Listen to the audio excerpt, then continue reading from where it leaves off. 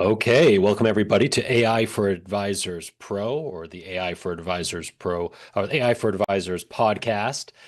Today I'm going to start with a number that honestly I find shocking. 2 out of 3 financial advisors are using ChatGPT wrong. And I don't mean that they could use better prompts or optimize their prompts better. I mean, they haven't turned on a setting that literally changes everything. So, Sean, you ran the survey that uncovered this. What exactly did you find? Yeah, Doug, basically we have, quite a lot of advisors in our particular survey, 64% said they're using ChatGPT. And we're talking in this particular today, we are talking about the specific model, ChatGPT.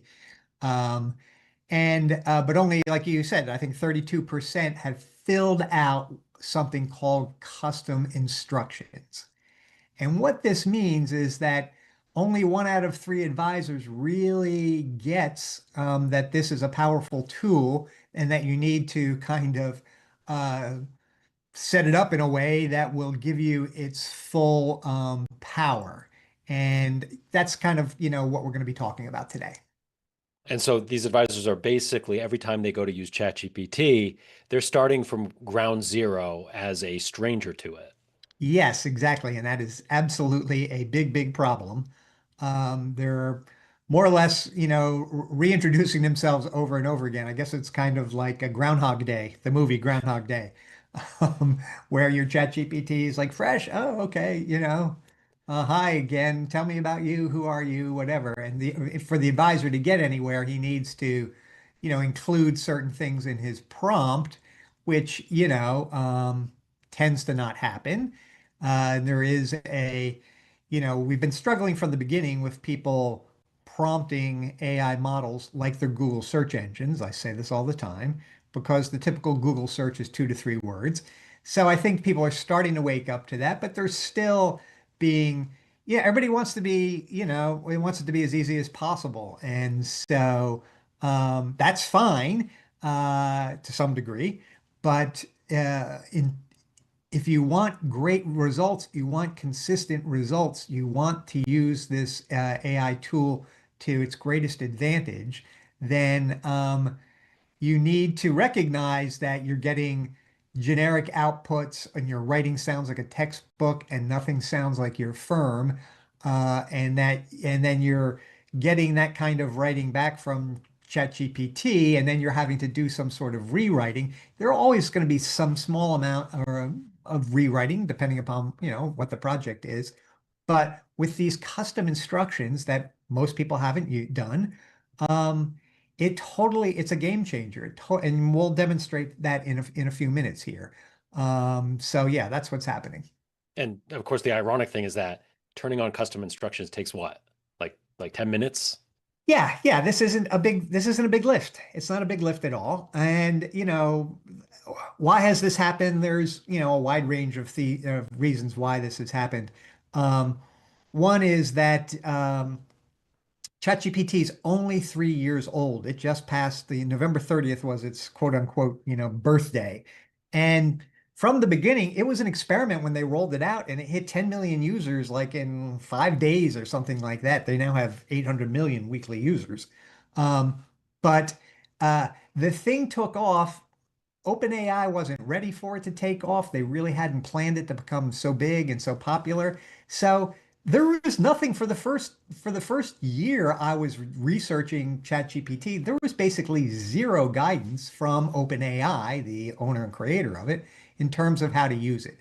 And so naturally, people see the chat box, they start treating it like a search engine, whatever, leads to underwhelming results if you don't understand it. But then, as OpenAI has added a lot of new features, um, a lot of modes, tools, uh, features, settings. They've done a smart thing that you have to do with technology is that they've removed that stuff from the interface and kind of hidden it. Okay, and we know from Apple that clean and Google too, clean, sparse design is something that they strive for because they know that when you have too many things happening on a screen, it depresses use, meaning people get confused, they don't have a good user experience, or it creates friction. People are wanting to stop and double check stuff. And so these important aspects of how to leverage your AI tool and how to configure it to your needs have been kind of, pushed down to the next level. And if you don't know the next level exists, you don't know to go down there and, spend 10 minutes. That's the basic problem. You're getting, not very good results. Yeah, I think Don't Make Me Think is the title of a UI design book that's really well known. And that's what Right. you were just Right. describing. Don't make them think. Yep. But Yep. we do want to do a little thinking, a little customization to get the best results. So, Sean, you've talked before about two advisors, same prompt, very different results, that story. You want to walk us through that? Yeah. So, and in a second here, I'm going to show you, the actual results. But basically, we have advisor A. Um, uh, he has no custom instructions, right? And in our test, we used a very simple prompt. This wouldn't be the prompt that I would necessarily use in this situation. It would be a little more robust. It would have a lot more elements in our AI for Advisors program, the Pro program, and in our the AI-powered financial advisor training program. We teach a prompting framework called role task format, context questions, examples. Okay. When you structure a prompt, borrowing from that framework, you get fantastic results. Okay. But for our purposes today, we're reducing that to just a simple one sentence prompt. And that one sentence prompt is help me write an email about portfolio rebalancing during volatility. Okay. So advisor A has no custom instructions. And what does he get? And you'll see here in a second. Generic boilerplate investment language. Sounds like it's written like out of a textbook. Its tone is wrong. It's stiff. And any advisor who would look at it and was, conscientious about their writing would probably have to spend some time rewriting it to make it better. But I also realize lots of other people simply might either not go forward with it or go forward with it despite it sounding generic, which is not good, right?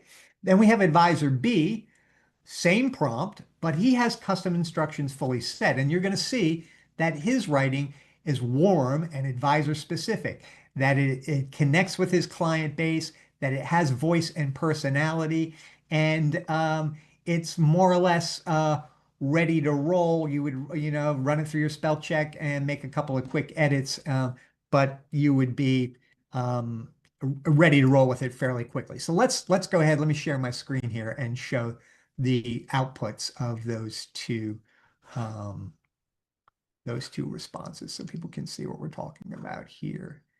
Okay, here I am. I have my Word doc up and get a little bigger. So you see here on the left, advisor A, no customization. Let's just read the first few paragraphs, okay? The subject is, remember, it was like talking about market volatility. So the subject line is keep your portfolio on track amid volatility. It says, Dear client, recent market swings have understandably raised concerns, so this note is to update you on how we are managing your portfolio and why disciplined rebalancing remains so important right now. Your portfolio was originally designed with a specific mix of investments, for example, stocks, bonds, and cash, to match your goals, time horizon, and comfort with risk. Over time, especially in volatile markets, some parts of the portfolio move more than others, causing the mix to drift away from the original target and potentially changing the level of risk you are actually taking. So I'll stop there. That was the first three paragraphs, no customization. Now we have an advisor who has customized it. He spent 10 minutes answering some questions, which we're going to get into here in a few minutes. But I wanted to demonstrate right off the bat the power of having these custom instructions. And so remember, same prompt, same AI model, different different email. Here it is. Subject line, a quick note on your portfolio during recent market volatility. Hi, client. With markets moving sharply over the past few weeks, I wanted to reach out and explain how we're approaching your portfolio right now. Periods like this can feel unsettling, but they also open up opportunities to strengthen your long-term position. One of the most important disciplines in times like these is rebalancing, the process of bringing your portfolio back to its intended mix of stocks, bonds, and other assets. When markets swing, some positions drift above or below target, and rebalancing helps you reduce unintended risk, systematically buy low and sell high, stay on track. So anyway, you can see right there, it's a world of difference. That one with custom instructions is, like I said, uh, cut, paste, read through it, put it in the spell check, be absolutely certain you remain the human in the loop, but ready to go. The other one, if you're conscientious about the quality of your writing, you would be spending um, a lot more time on it in terms of getting it ready to go, right? So Yeah. that's the difference between the two. And just to reiterate, this was the same prompt that was used in both of these cases, A and B, right? This is Exactly. something that a lot of advisors might miss. Same language in the prompt Yep. Yep. there. So, okay, let's talk about the the consequences of not setting up the custom instructions. What are those consequences for an advisor who never sets this up? Yeah, well, you're going to have to you're getting output that, just doesn't sound very good. Sounds generic. And you know, um, financial advisors probably aren't known for necessarily being the greatest writers in the world. There were people who were attracted to business and finance and numbers. However, there are many advisors who are very good writers too. But the point is that yeah, eh, the cost here is having to rewrite things, looking at generic output. Not you're using the tool, but you're really not using it. You're not using it in any particular way that is really to your benefit. And the difference between the two um, is pretty significant. And you should never have to have uh, poor or inadequate results. There's a lot of conversation about AI writing and how AI writes terribly and so on and so forth. Um, and really, that's like so much else that you hear about AI. It's being written, it's in the headlines, these are observations being made by people who, frankly, I think just simply don't know what they're talking about. AI can write very, very well. And particularly if you just spend a little bit of time to train it on your own writing style. Again, that is something else that we do in all our training programs. So back to you, Doug. Yeah, and of course that's the thing. Like you just mentioned, if advisors complaining, oh, AI is giving me these B minus level drafts, but that's because they just haven't taken the time to show it what A actually looks like. Yeah. Or what B in our case, because the B was the one with customization. Yeah, But yeah, yeah. yeah, yeah. But yeah, right. And so there shouldn't be this simply shouldn't exist. And we've done the reason I did the survey is because I had a strong hunch that even our power users of AI weren't necessarily understanding about custom instructions. And then we have 50, 60% of advisors who are dabblers. And this is the group that really concerns me because they're the ones who can get the most benefit out of AI right now. They're already using it, they've bought the tool, but they haven't spent the time to engage it and kind of get over the hump of understanding how to use it and enjoying the benefits of it once you do have it customized. So, that's why it's important for us to come back and focus on things like custom instructions. This isn't the first time I've talked about it, but we have this new survey data, and I wanted to loop back to people so they understand. Do this. You're going to get that 10 minutes that you spend on this is going to really redound to you in significant ways. Okay, well let's get right to it and start getting tactical here. How can advisors go about turning on custom instructions? Yeah, so let me do a screen share here again, Doug, and I'll just like show Yep. people a little bit through my own account. Um, But the first thing you're going to do is you need to understand where all this is. So I'm here in my personal account down here in the lower left-hand corner, right? Sometimes the sidebar is hidden. So you want to open up the sidebar and you're going all the way down here where it says personal account, right? And I can switch on there and I also can switch over to my Horse's Mouth business account too, which is labeled Horse's Mouth editorial. But I'm going to go back to my personal account here. So to do these custom instructions, it's very simple. You click on personal account, then you go up here to personalization. Personalization then takes you to this page, which has this field here, custom instructions. This is mine is different for a variety of reasons I won't get into right now. But what I'm going to be talking about for the next few minutes is right here, and you are going to enter in the information I'm discussing here in your custom instructions. And then after we're done with the custom instructions, there are three other places for you to look at: your nickname, your occupation, and more about you. And so I wanted everybody to see that that is where those fields are located. Okay. So you're going to go down into custom instructions and you're going to personal account, personalization, custom instructions. Now you have that custom instructions field open there. Okay. And basically, there are two parts to filling out custom instructions. The first part, you're wanting to tell it, this is where you're telling it how you want it to write. And you're giving it your communication style and you're giving it some guardrails, some things you're kind of telling it you don't want to do. Okay. And I'm just going to read off like um, 6 or 7 bullet points here.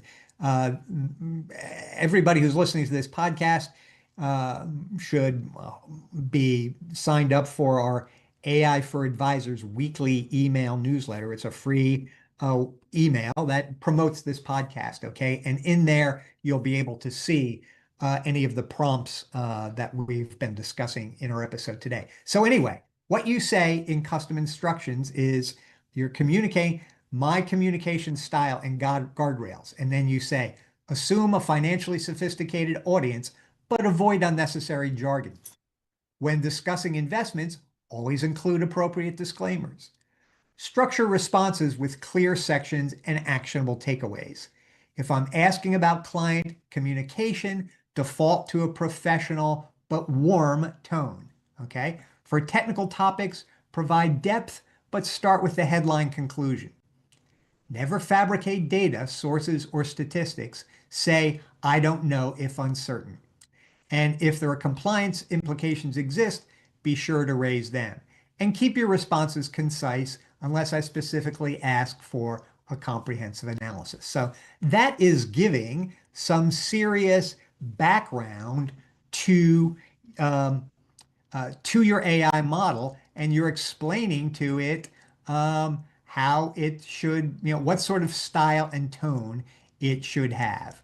Um, and then you're going to go on a little more down there, and you're going to um, fill out the bottom half of it, and you're going to say a little bit more about yourself. And you're going to say, I'm a financial advisor with X years of experience managing X amount of money, list your AUM. My typical clients are, and then discuss their age range, their net worth, their life stage, primary concerns, whatever niches you have. You say, I specialize in retirement planning and tax optimization, or I specialize in working with business owners, or I have a huge niche with Delta Airline pilots in Minneapolis, or whatever your niche is. You're just giving it some more background about who you are. You say, my approach emphasizes maybe it's financial planning based, or it's you want to mention your fiduciary standard or anything that's particular or unusual or differentiates you, like maybe you're into behavioral coaching or life planning, any of those kinds of things. You'd mention that. You'd say, I'm registered with your RIA, or talk about your that you operate under a FINRA compliance regime.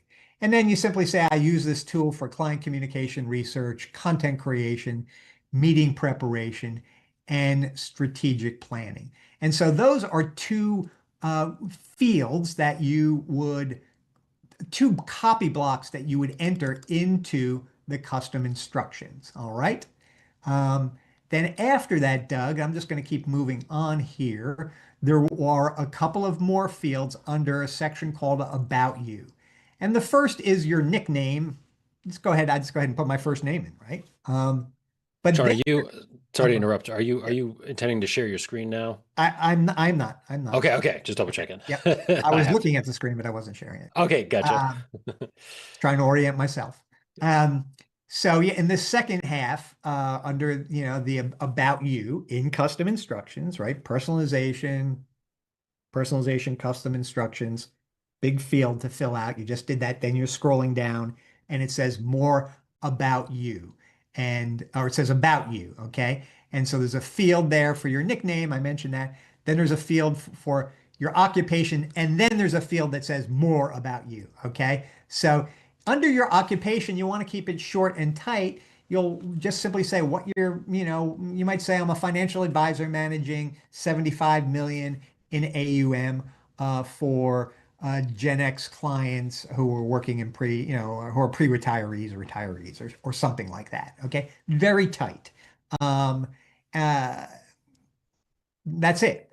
Then you move on to the next one where it says more about you. Okay.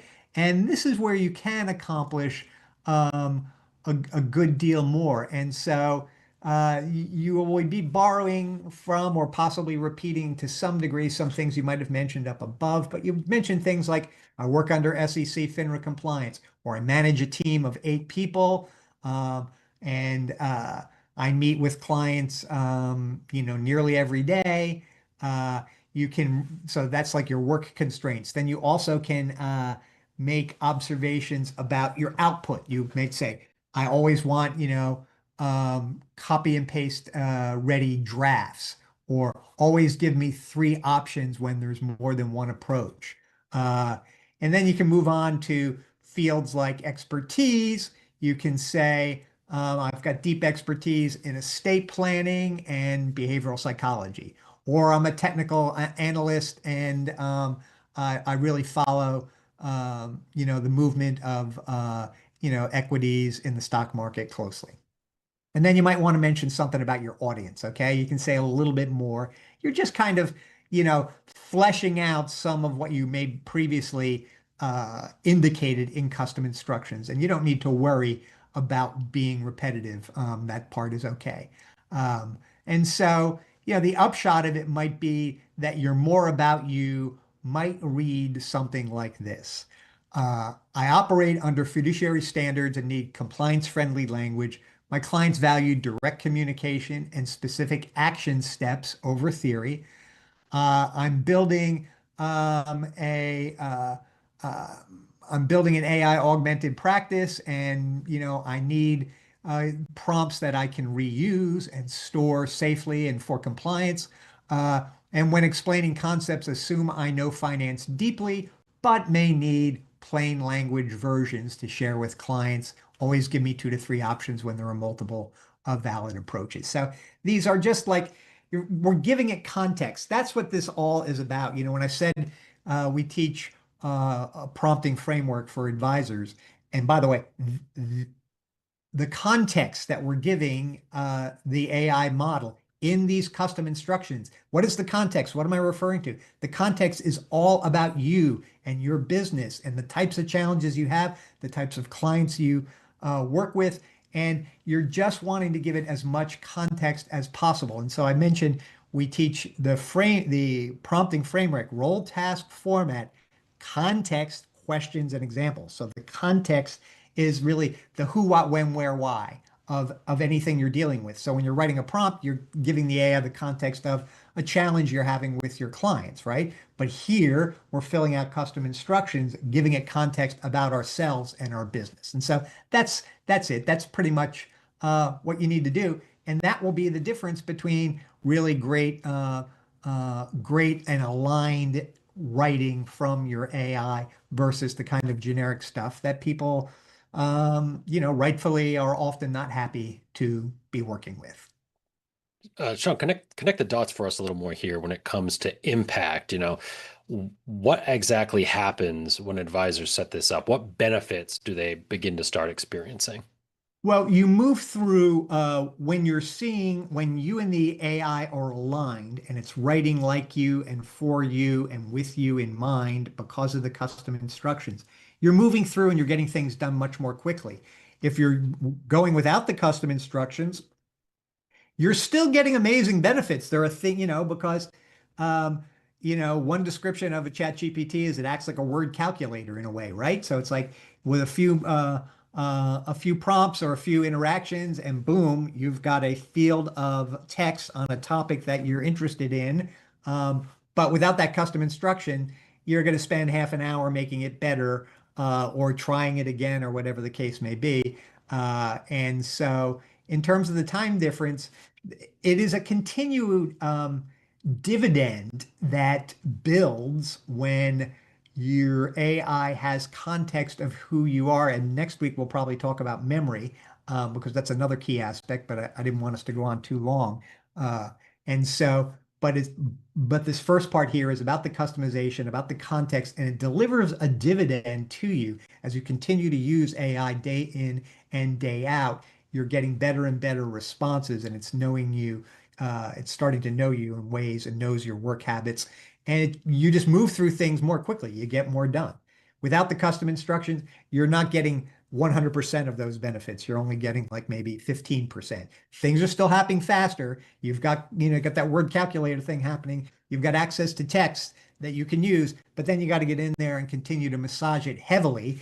And the point is, we don't want the cognitive load. Well, this is one of the great things about AI is it reduces our cognitive load by getting us drafts without us having to have like, sweating bullets to get to it. And that means you have more energy, more clarity, more opportunity to, bring your whole self to the rest of your job. That's kind of the differences here, basically. Yeah, and let's come full circle and reiterate the fact that most advisors might be skipping this because they simply don't know about it. Yeah, right. And yeah, that is, kind of ironic. And that's what I'm saying. It's like those dabblers, 50% of you out there are dabblers. You say in our survey you use AI a little bit every now and then, once a week, a couple times a week, a couple times a month. And I'm saying you are missing out in a huge way if that is you, because you can spend 10 minutes on your custom instructions. You're going to see dramatically improved results from your AI model, and and then you're going to be more interested in using it more, getting more benefit from it, and then you're kind of off to the races. So that's what's going on there.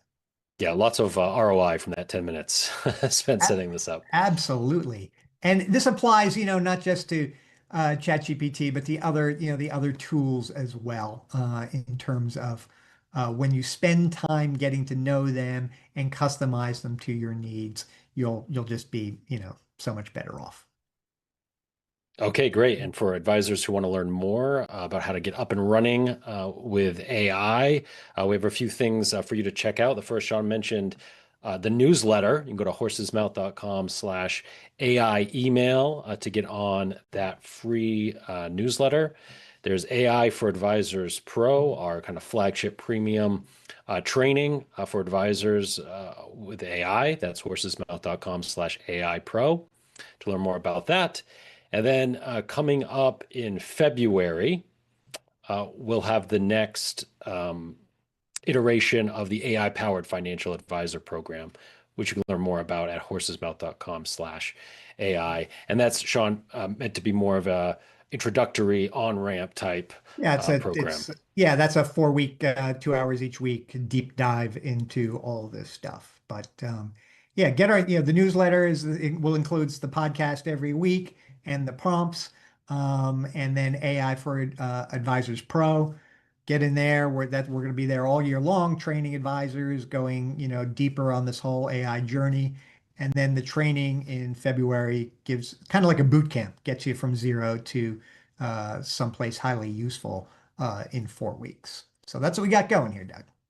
Okay, great. Well, Sean, thank you. And thank you, everybody, for listening. All right. Thanks. Take care now.